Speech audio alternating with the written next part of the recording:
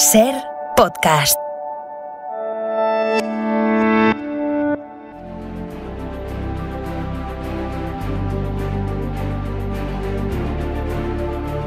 Plasencia luce desde hoy una gran lona del cuadro El Mercado, obra de Sorolla en el Puente Trujillo, lugar donde el autor plasmó su cuadro hace ya 100 años. La imagen muestra un día típico del mercado placentino de aquella época, donde se aprecian los más significativos trajes regionales y una piara de cerdos con motivo del mercado de ganado de Los Cachones. El cuadro forma parte de la colección Visiones de España, siendo el único que representa a la comunidad extremeña.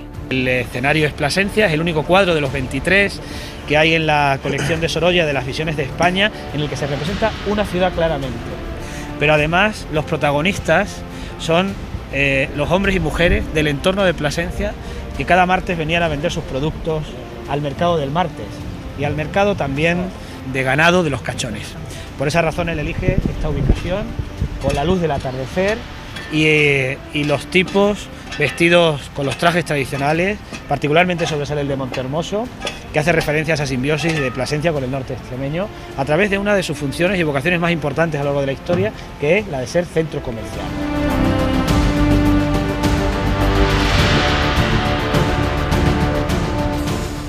Escuchábamos de nuevo a Fernando Pizarro, alcalde de Plasencia, hablando en 2017, ¿no?, en la conmemoración de ese centenario de cuando Joaquín Sorolla pintó ese cuadro majestuoso del que vamos a hablar ahora. Lo hacíamos en un corte que hemos extraído de Plasencia Online, donde se hablaba de esa noticia. Queríamos compartir, ¿no?, con todos nuestros oyentes aquí en Ser Historia la figura de Joaquín Sorolla, la figura de Plasencia también en su arte, con un invitado yo creo que muy especial, Fernando Talabán.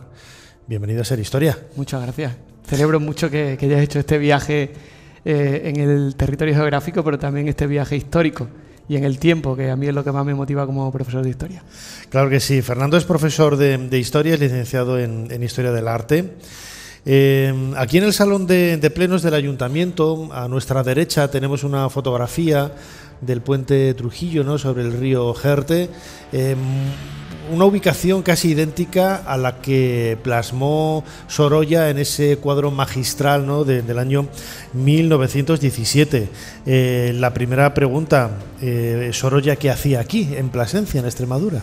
Pues para ponernos en contexto, hay que tener en cuenta las reuniones que surgieron primero con Huntington, este hispanista tan aficionado a la cultura hispana y también hispanoamericana, que hizo esta fundación en Estados Unidos, en Nueva York, y que en torno a 1911 se reúne con el pintor valenciano con el objetivo de hacer una serie de paneles para decorar la biblioteca. Y bueno, ellos deciden primero hacer una serie de paneles que narren la historia de España y definitivamente para beneficio de Sorolla deciden hacerlo un poco más bien de las costumbres.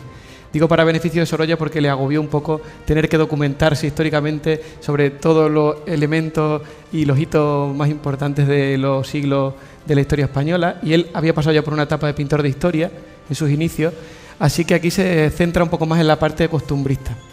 Que debe ser una parte que a él le gustaba especialmente, ¿no? Porque siempre lo hemos vinculado con el mar, con Valencia, con niños en las playas, pero a él también le gustaba pintar lo tradicional, lo popular, lo rústico, no en el sentido despectivo, ¿no?, que se le da ahora, sino el ambiente rural, lo más popular, ¿no? Sí, y las personas, la parte antropológica de la sociedad. Y bueno, pues en este contexto que comentábamos, ellos se reúnen y en un inicio hace un planteamiento en diferentes bocetos que se conservan en el Museo Sorolla y que podemos consultar en la plataforma CERES de Museos Nacionales, que es una maravilla que los tengan escaneados.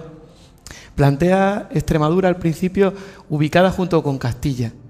Incluso también tiene algún boceto que se conserva en la Spanish Society en la que aparece junto con Andalucía también, con el encierro que representa Jerez de la Frontera, con unos viñedos también gaditanos. Y posteriormente, él en el año 1917, la primera vez que visita Extremadura, hasta ese momento no lo había hecho, decide darle una entidad independiente y hacer un cuadro específicamente de Extremadura. Claro, ahora venía la siguiente parte, que era visitar Extremadura y buscar cuál era la ubicación que mejor representara nuestra tierra. Y definitivamente eligió para beneficio nuestro la ciudad de Plasencia. Viajó la primera vez un 7 de enero de 1917 hacia nuestra ciudad y venía desde Sevilla. Era el día después de Reyes Magos. La temperatura en Sevilla sería más suave, pero aquí hacía bastante frío, porque Extremadura es calurosa en esta época, como habéis comprobado, pero también es fría en invierno. Estamos lejos de la costa, que es la que regula un poco la temperatura. Entonces, el primero visita Mérida, recomendado por José Ramón Mélida, por este gran arqueólogo que en ese momento estaba destapando las ruinas del Teatro Romano. Emeritense él, además, creo. Eso es, que además él mismo había hecho un retrato sobre Mélida. No se encontraba aquí en ese momento Mélida, pero le recomendó a Maximiliano Macías, también gran arqueólogo de la ciudad, que le guiara por Mérida. Por supuesto, le interesaba mucho el pasado romano, porque era la capital de Lusitania, una de las ciudades más importantes del Imperio Romano, pero él venía buscando lo que decíamos antes, el tipismo, el costumbrismo, la parte social. Así que en Mérida apenas hace bocetos, iba acompañado de su hijo también Joaquín Sorolla García, que llevaba una Kodak de bolsillo, iba también retratando lo que iban viendo. Al día siguiente, el día 8 de enero, visitan Cáceres y allí ya sí hace algunos apuntes más. La Torre de Espadero, la Torre de Bujaco, la Plaza Mayor, y especialmente le gusta el entorno de la Fuente Concejo, que está a la salida del Arco del Cristo en Cáceres, antes de subir a la montaña, a la Virgen de la Montaña. Allí estaban las aguadoras, que llevaban los cántaros en la cabeza, y esa parte le gustó. Pero él debía conocer por algún motivo a las montermoseñas, con esa gorra, ese tocado tan característico, tan colorista, y lo que muy bien explicaba antes el alcalde, esa policromía, ese cromatismo que ofrece también la Plaza Mayor de Plasencia, con todos los productos de hortalizas, verduras, etcétera, que se ponen en la plaza, unido a los tejidos que decía también antes Esther. Y al día siguiente pues se vienen acompañados también por un amigo cacereño hasta Plasencia. Y aquí efectivamente él hace ya muchos más bocetos, tiene incluso un cuaderno que se conserva en el Museo de Sorolla en Madrid, en ese pequeño oasis que hay en la capital, donde tenía su casa, que luego se convirtió en museo. Y en ese cuaderno de dibujos va, como él dice, dateando, añadiendo datos de bocetos rápidos, de soportales de la Plaza Mayor, de las montermoseñas, de los que venden cencerros, etc. Sin embargo, a él le gusta también la ciudad como elemento decorativo del cuadro. Y esto nos posiciona... Como paisaje, ¿no? Como paisaje, efectivamente. Claro. Eso es. Y esto nos posiciona como el único panel junto a la Fiesta del Pan, que es el que representó a Castilla en 1913, donde hay explícitamente un protagonismo muy importante de la ciudad, tanto que ocupa la mitad del cuadro. Es casi un paisaje urbano y luego una escena costumbrista. Y para eso tiene que modificar la escena real en la que se desarrolla el mercado, porque efectivamente el mercado de las montermoseñas ocurría en el entorno de la Plaza Mayor. Y como bien han dicho antes Esther y Fernando, el ganado se vendía en los cachones y se hacían allí los trámites junto al río, por las cuestiones higienistas de las que comentábamos antes. Pues claro, él lo que hace para tener de telón de fondo a Plasencia y para incluir también unos elementos muy extremeños, que son el cerdo ibérico, que le costó bastante pintarlo porque son animales muy quietos. Y bueno, una de las fotos más famosas de los hermanos Díez que le hicieron es de las más difundidas de Sorolla, dibujando esos cerdos. Oink, estoy viendo aquí la pintura. Me la he buscado aquí en el teléfono móvil. El cuadro se conserva ahora en Nueva York. Está allí en la biblioteca, en su contexto, junto con el resto de paneles.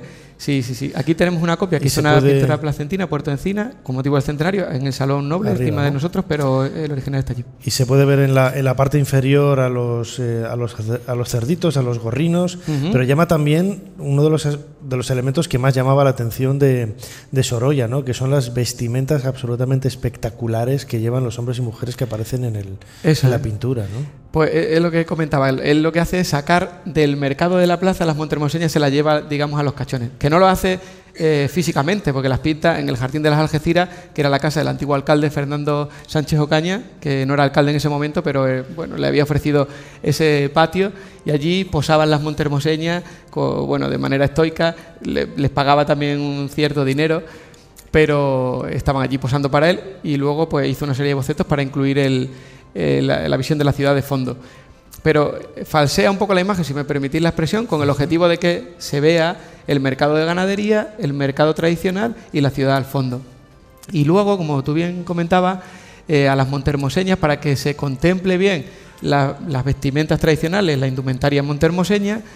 Las posiciona estratégicamente, unas de perfil, otras de 3/4, otra de frente, de manera que se vea perfectamente cómo es ese tocado de la gorra, cómo son la esclavina o la faltriquera, en fin, los elementos que componen la indumentaria montermoseña. Los que hemos trabajado en televisión, cuando estamos delante de la cámara haciendo recursos de algo, el cámara siempre te dice, favoréceme un poco, es decir, aunque parezca forzado, gírate mirando a la cámara para que se te vea bien, pues algo parecido a lo que hicieron estas mujeres con Sorolla, ¿no? Y se ven, bueno, los colores espectaculares de color púrpura, naranja, la verdad es que son colores muy, muy brillantes que nos hace ver un poco la propia naturaleza, ¿no? de la gente de aquella época, de hace más de 100 años, claro. Totalmente. Y además tenemos una fortuna enorme, y es que Sorolla se comunicaba diariamente con su mujer Clotilde, a la que adoraba, y como siempre estaba lejos de casa, pues le mandaba el intercambio epistolar, las cartas, y las conserva muy bien el Museo Sorolla, y gracias a eso pues tenemos casi un diario de a bordo de lo que hacía aquí todos los días, ¿no? Con las montermoseñas, cómo comía.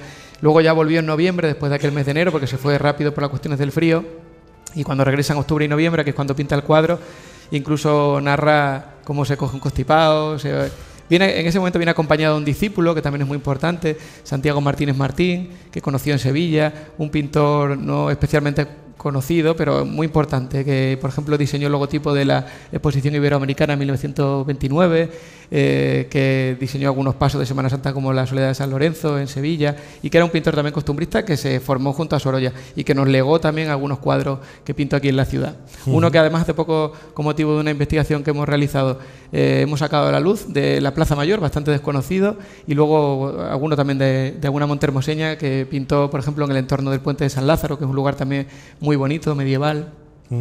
En la actualidad, bueno, se ha hecho un mirador, ¿no? Desde donde se puede ver prácticamente el mismo lugar que estuvo visitando Sorolla para realizar este cuadro universal, y que convierte, ¿no? ese espacio, más o menos, ¿no? ubicado en el mismo sitio, pues en todo un referente cultural de la ciudad, ¿no? Donde se ve perfectamente el puente, que creo que es distinto, ¿no? Ha cambiado un poco el aspecto del... Yo lo veía en el cuadro y buscaba luego ahí en Google Puente Trujillo en Plasencia, y digo, aquí ha cambiado algo. No ha cambiado demasiado, pero sí se amplió la bandeja, la parte de arriba, para el tráfico posteriormente de vehículos. Y luego tú has sabido adivinarlo muy bien, porque tenía como referencia la fotografía, pero también es un pintor muy cinematográfico, en la manera, como tú bien comentabas, de exponer a los personajes. Y él se basó en una fotografía de los hermanos Díez, que eran unos fotógrafos placentinos de inicio del siglo XX, que estuvo cuadriculando con su discípulo Santiago, pero efectivamente el puente también lo modificó para hacerlo un poco más en diagonal, porque al final el puente es el nexo de unión entre el mercado del Cachón y el mercado de la plaza. Está como queriendo decir el puente, que de hecho se ve transitar a las personas con sus carruajes por el propio puente, como diciendo, aquí está el ganado, pero luego el mercado verdadero, el del martes, digamos, del origen fundacional que comentabais antes, está en la Plaza Mayor, atravesando la Ermita de la Salud, que también se ve, y subiendo la calle de Trujillo en dirección a la plaza. O sea que efectivamente el puente hace una diagonal que conecta al espectador entre el primer término, que sería las figuras de las montermoseñas y los cerdos, con la ciudad que está al fondo, de alguna manera.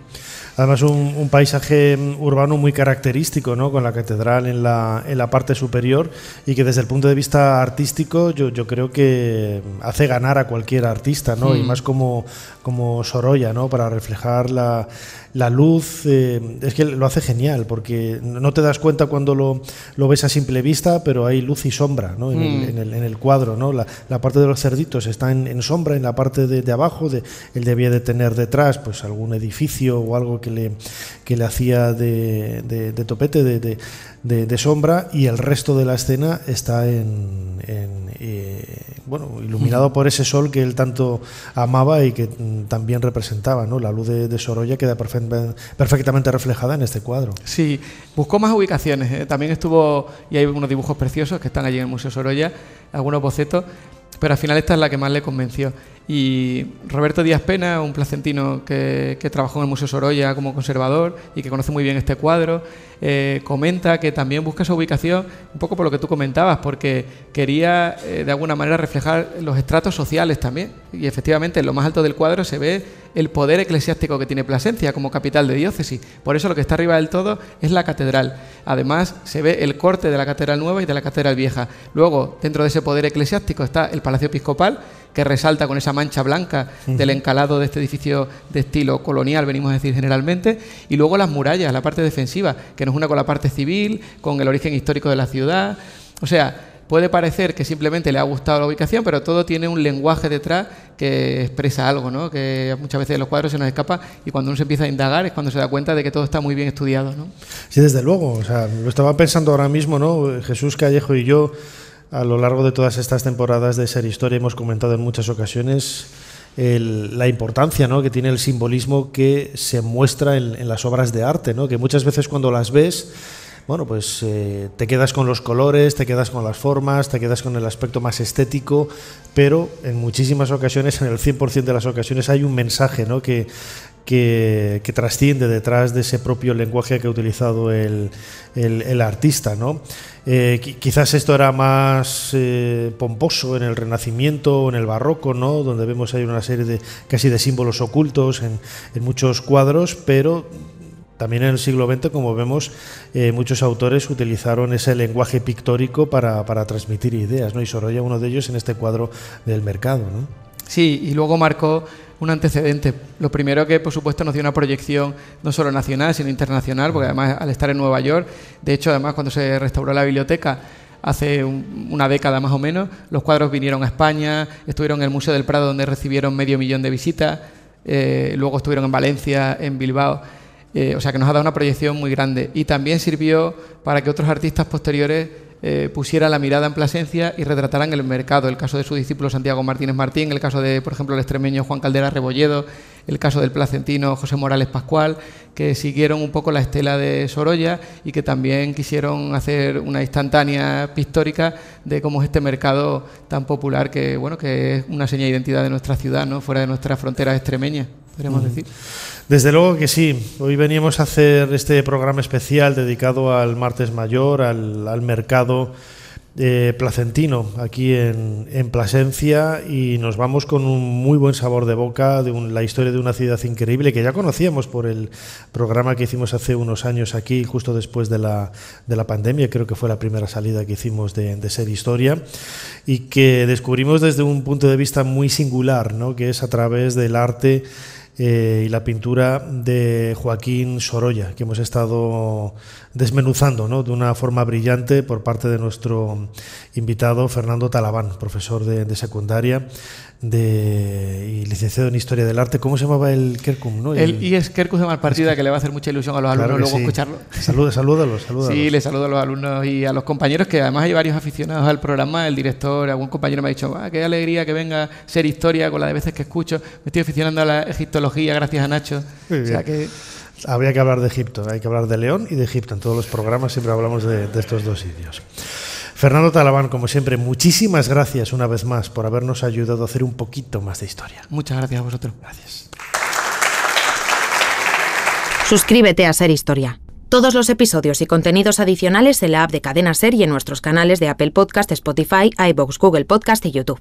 Escúchanos en directo en la Ser los domingos a la 1:30 de la madrugada. Cadena Ser. La radio.